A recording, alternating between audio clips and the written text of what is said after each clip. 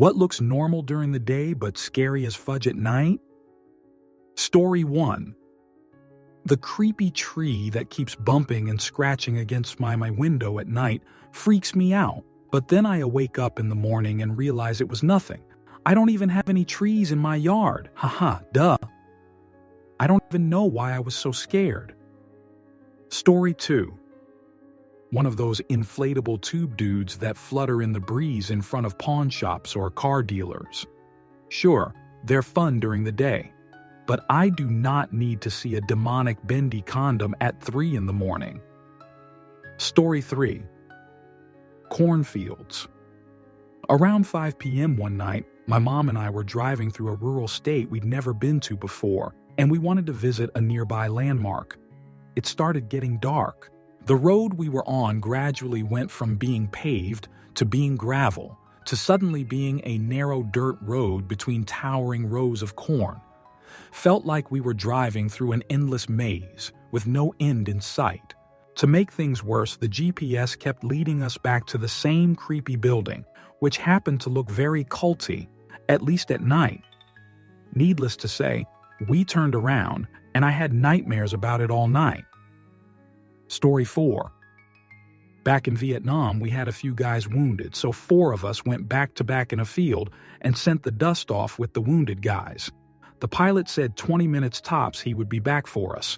We made a 4-sided star so we could see to the tree line and hold ground till Dust-Off came back for us. Dust-Off didn't come back. We sat in the field for 9 hours staring into the dark, checking and rechecking the claymore mines we hastily put out around us and checking our weapons. I had 301 rounds of 7.62mm ammo for my M14 and 9 rounds for the pistol. After that, it was fists and knives. The entire night, every branch was Victor Charles. Every noise was Victor Charles. It was the absolute longest night of my life. At first light, Dust-Off came over the hill and set down 100 feet from us. We had to help carry each other as our legs had atrophied and muscle cramped so bad from the dehydration. A nice little patty during the light. 1,000 Ways to Die in the Dark. P.S. The chopper had been hit in a hydraulic hose and had a couple dozen holes shot in it. That is why he didn't come back. The shot-up helicopter with the leaks was the best chopper available. Story 5. A street with trees at the end and old buildings. It looks really charming during the day, but at night it's extremely scary to look at. The one I live by, Hee street light flickers on and off, adding 20 spooky points. Story 6. Everything. I'm fudge scared of everything. I don't believe I'm ghosts or demons and shoot, but I always find myself being scared of them no matter where I am, or even sometimes during the day. Fudge me. Why do I need to be such a goddamn private area? Story 7. Looking at a mirror. I get major creeped out at night looking in a mirror. To a point I sometimes close my eyes when I'm washing my hands in case I look in it and see something freaky in the background behind me. I don't know why. Story 8. One of my best memories is spending time with my GF at the time, her cousin and a friend on a swing set at night on a beach in California. We were in a LD relationship. I was visiting from Canada and was about 19 or 20 at the time. We were loud and possibly obnoxious, but it didn't matter. We were having fun. I try to keep that memory in mind when a loud, obnoxious group of teenagers annoy the ever-loving shoot out of me. Story 9. I used to live in an apartment complex that had a little park with a swing set. There were several buildings, all surrounding the park. Sometimes when I couldn't sleep, I would go out and swing. I wonder how many people I creeped out. Story 10. My son did this from the age of 2 to 4. I'd wake up early and open my eyes, and he would be staring at me from about 12 inches away. Just standing there and staring. Creepy. As hell. Go back to bed, Julian. Story 11. My 4-year-old thoroughly enjoys waiting until I'm seconds from a deep sleep and then using my leg that's hanging over the edge of the bed as a ladder to climb up into bed with me. I thought I got over the fear of my feet hanging off the bed, but it's come back in full force now. Story 12. This is how my mom beat my sister with a pillow when she was a toddler. She was just waiting, right there, and scared the shoot out of my mom because she was also demonstrating her new skill of getting out of the crib. Story 13. A few weeks ago, my cat died. I could not bear putting him in the freezer even overnight. So out in the yard digging a grave. It was dark. It was rainy. So when my neighbor spotted me from her window, I thought she probably thinks I am digging a grave. She was correct. Wish she would ask, so I could tell her I was checking the gas line or anything other than grave digging. Story 14. One of my biggest irrational fears is that I'll look into the tree line just a little too long and see something smart enough to know that it must keep itself secret from humans. Edit. Apparently, I was way too vague. I'm not talking about run-of-the-mill wildlife that doesn't want to personally be spotted by a particular human. I'm talking about some kind of freaky shoot out of Stranger Things, or something that doesn't want humanity to be aware of its existence, and I am therefore in danger for having spotted it. Answer. My husband was a log truck driver, and he knew the logging roads around the east side of the Olympic National Forest, Washington State Peninsula, so well that he never needed a map, and we never got lost. We used to go deer spotting at night, out in the middle of nowhere, and the forest was so thick and would be absolutely silent on both sides of those single-lane dirt roads. So eerily quiet, too, with no birds calling, seti, and so still, like the forest was holding its breath. Sometimes he would point out eyeshine to me, and I always wondered what was lurking among the trees, on the side of the road, watching us as we watched them. Story 15. My friend E and I took an impulse look to see if anything was left of an old full mountainside chairlift one evening.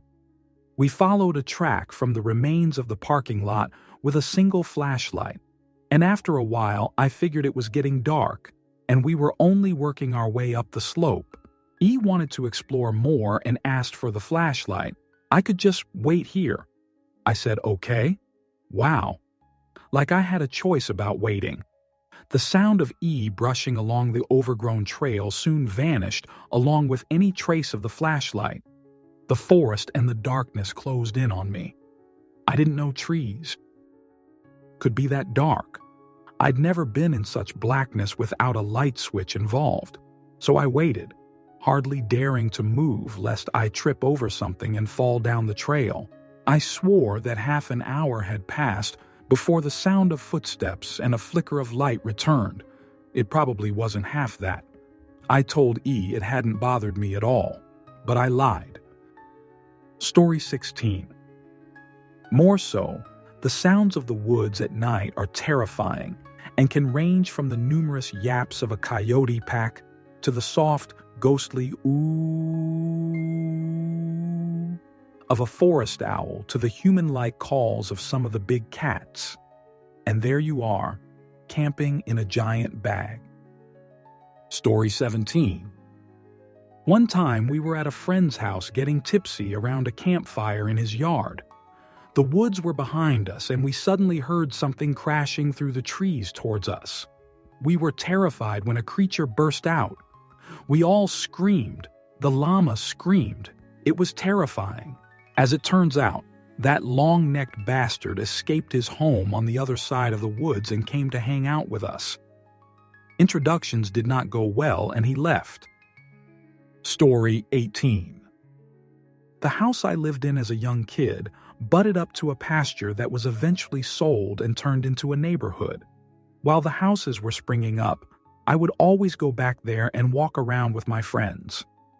This one time we were looking for stuff in this field, and I looked up.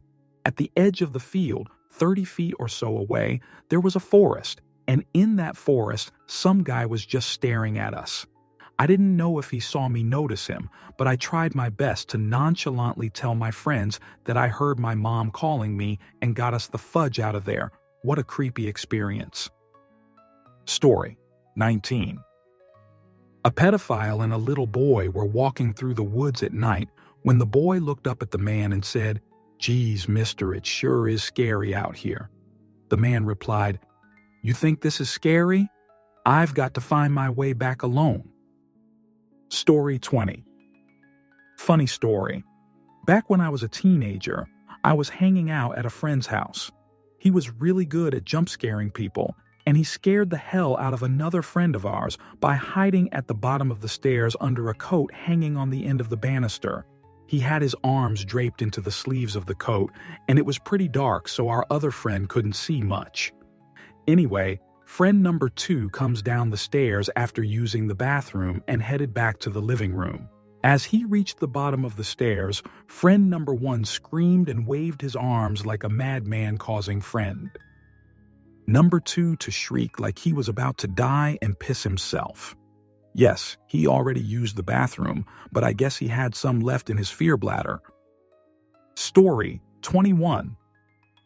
When I first moved out of home, I had a tiny bedroom in a flat. I would hang my robe off the wardrobe door next to the bed. One night, I had a nightmare that I was being attacked. Woke up and saw a dark figure standing over me next to the bed. Screamed, jumped onto him, and pulled it to the ground and started punching and kicking and more screaming. Woke the whole flat up. Jumped up and turned the lights on to discover it was just my robe on top of a duvet cover that I had kicked off the bed in the middle of the night. Scariest experience ever. And for my flatmates. Story 22. My boyfriend lives in a housing development, and someone literally has propped up a Danny DeVito cardboard cutout in their window. It gives me a heart attack every time I walk by it at night because it looks like someone stood staring out the window with the lights off. Story 23. One night when I was a kid, I had the windows open in the summer and heard something out by the window. I looked out, but it was all dark, so I went to sleep. In the morning, we discovered that a senile old man had wandered away from his family and spent the night outside my bedroom window, curled up under a tree. It was freaky, but also I feel bad for him because he was probably really confused and trying to do his best. Story 24. I used to have this irrational fear. When I was a kid, my sliding closet door was just one big mirror, and my bed was positioned right in front of it on the other side of the room, meaning I could see my reflection when I lie down. I ended up putting a poster over it because I thought when I would go to sleep, my reflection would sit up and watch me. Story 25.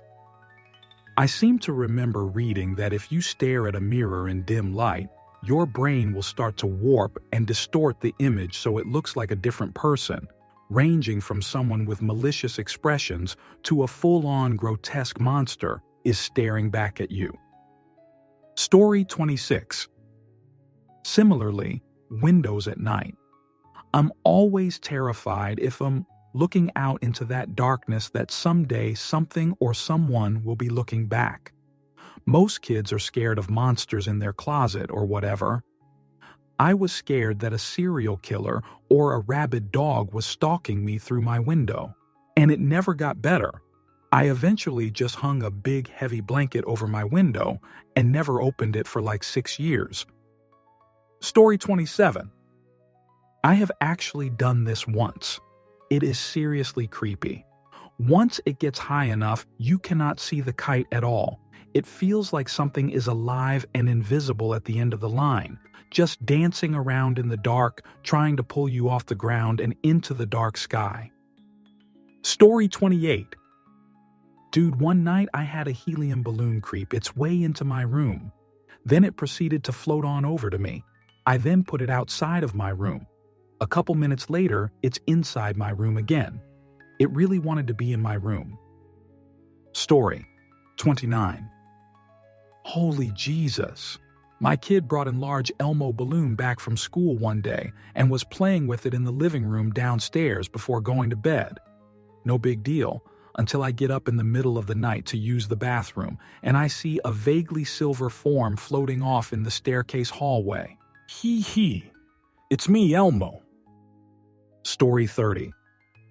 City people are out in the country and turn on all the lights to feel comfortable, as they aren't used to the darkness outside. Country people would rather be able to see what's outside looking in, and so only have the lights on when necessary. Story 31. This reminds me of a time when I went camping with my family. People talked about how the place was haunted. I couldn't sleep one night and I ended up sleeping on the couch in the cabin. I heard footsteps outside on the front porch and wanted to leave so badly. I was so happy when we left. The place was a nightmare. Story 32. Me too. And yes, looking up through the skylight at the weird blue-black overcast sky and seeing the black tree silhouettes is awesome and scary. Then the skylight just started getting darker and it got really quiet and I started having a mild panic attack. Then my son pops up in the doorway and says, "Dad, it's snowing." Everything is terrifying. Story 33. Nighttime custodian? My favorite is the school where the lights are on a timer and go off around 9 and I have to stumble in pitch darkness to find the master switch. Usually after I've been listening to paranormal or true crime podcasts all night. Story 34. Churches do this for me. I'm a deacon, so I have to close up my church sometimes, and it is horrifying in the dark with no noise and no one around. And then my mind is like, how many funerals have we hosted here? Think they are still lingering around? Then I'm like, it's a church even if ghosts were real. God is here and they're like opposites, right? And then I see some freaky shadow or something. I'm going to stop here because I'm freaking myself out. Story 35. I work late shift at a cancer hospital long after patients stop coming in, so I get to stare across an empty lobby into a dark parking lot through big panes of glass. Sometimes I get so skeeved out it's crazy. Story 36.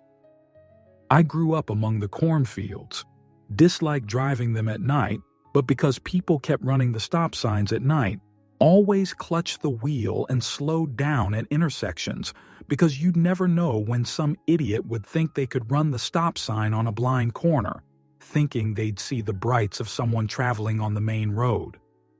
Lost several classmates to that idiocy, made me afraid to drive at night. Story 37. I feel this. I used to live less than 100 meters away from the cathedral from the original Omen film, and it's kept lit up at night, with this huge angel at the top that can be seen so far into the distance. Used to freak me the fudge out. Also 9 a.m. Mass on a Sunday sucked so bad as a very hungover student. Story 38. You become hyper-aware of everything. Every little noise, every car going past, everything. It puts you on very high alert. You see another person. Have they noticed me? Are they going to follow and rob me? Story 39. Daytime. A beautiful sun shining upon glistening waters. Calm waves occasionally crashing against an idyllic beach.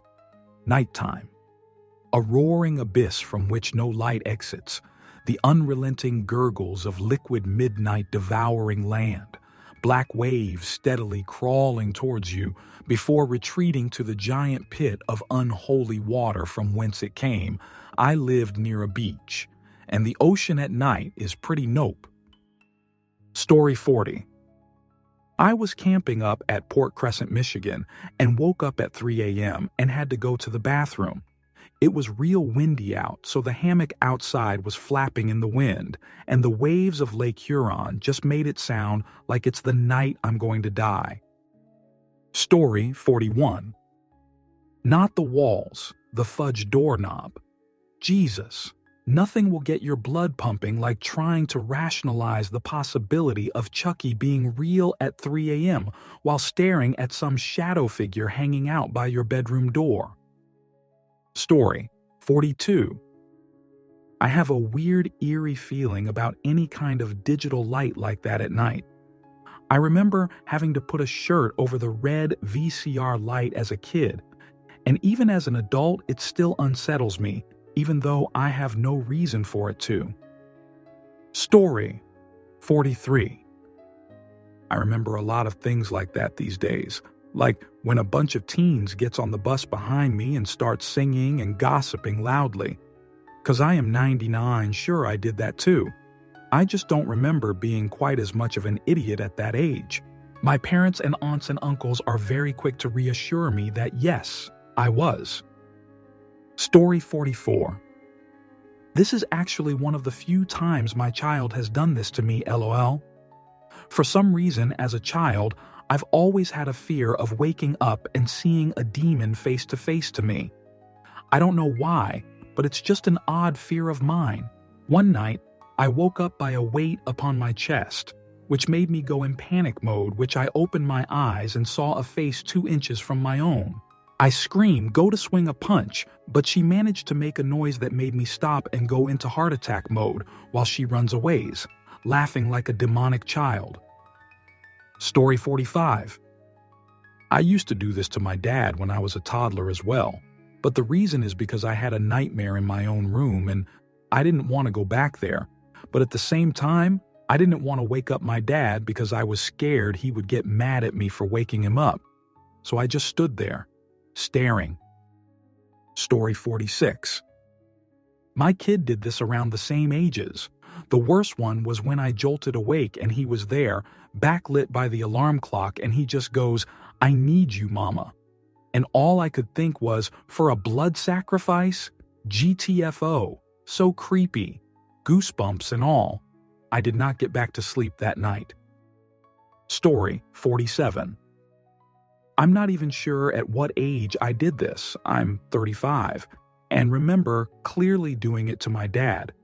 I had to be really young. I went a step further, though, and remember force opening my dad's eyelids with my fingers while he slept. I remember the feeling of thinking it would be fun. I think he was mad, LOL. Oh man, I'm sure it sucked for him. Next time I'm with him, I'm going to apologize, LOL. Story 48. That sounds terrifying. My toddler did something similar. We recently moved her crib next to my bed.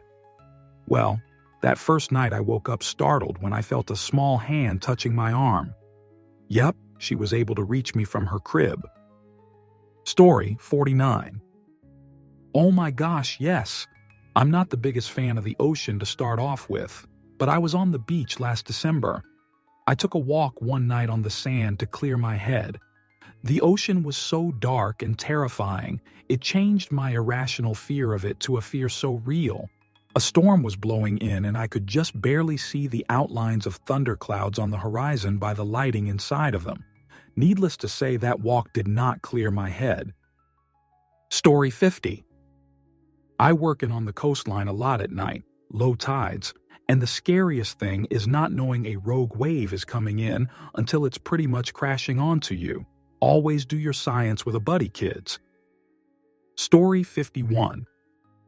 Nah, the ocean is beautiful at night. Have you ever been on a cruise or otherwise spent a night on a boat? Also, bioluminescence. Although I was on a night dive once and a turtle almost eliminated me when he was diving to the bottom and missed me by a matter of feet, so I guess that's a little scary. Story 52. The ocean is always a lurking terror. Sure, from shore, it seems tame, even amicable. Give her a bad day 10 miles from shore and you have a dislike-filled chaos unequal to any force on Earth. Imagine if land was like that. Story 53. That's nothing. Outside my village in the Highlands, there's an abandoned graveyard. I had to walk past it to go to school. Beside it, not in it, is a ruined tower. The tower was put up hundreds of years ago, I was told by a school friend, to raise the alarm if anything started coming out of the graveyard. Later, a teacher told me this was all nonsense. The tower was put up to protect against schooners coming up from Edinburgh and stealing freshly buried corpses to sell to the medical colleges. Of course, they also sometimes had to hang the watchmen too. So that was okay. It wasn't ghosts, it was murderous grave robbers. In the Highlands, in the dead of winter, the sun sets at 3:30 in the afternoon. Story 54. My husband was a log truck driver, and he knew the logging roads around the east side of the Olympic National Forest, Washington State Peninsula, so well that he never needed a map, and we never got lost. We used to go deer spotting at night, out in the middle of nowhere, and the forest was so thick and would be absolutely silent on both sides of those single-lane dirt roads. So eerily quiet, too, with no birds calling, see ya, and so still, like the forest was holding its breath. Sometimes he would point out eyeshine to me, and I always wondered what was lurking among the trees on the side of the road watching us as we watched them. Story 55.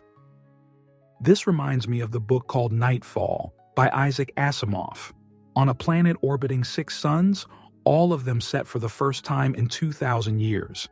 People go crazy because of the darkness. The way you wrote that reminded me of the way that book is written. Story 56.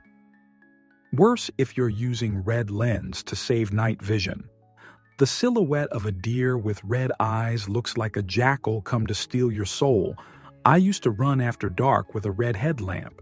You realize there are lots of animals watching you, and they all look evil. Story 57. There's a well-known phenomenon where you actually will see some freaky shoot if you stare at a mirror in a dimly lit room. If it's just your face, it will start warping into different creations of your mind.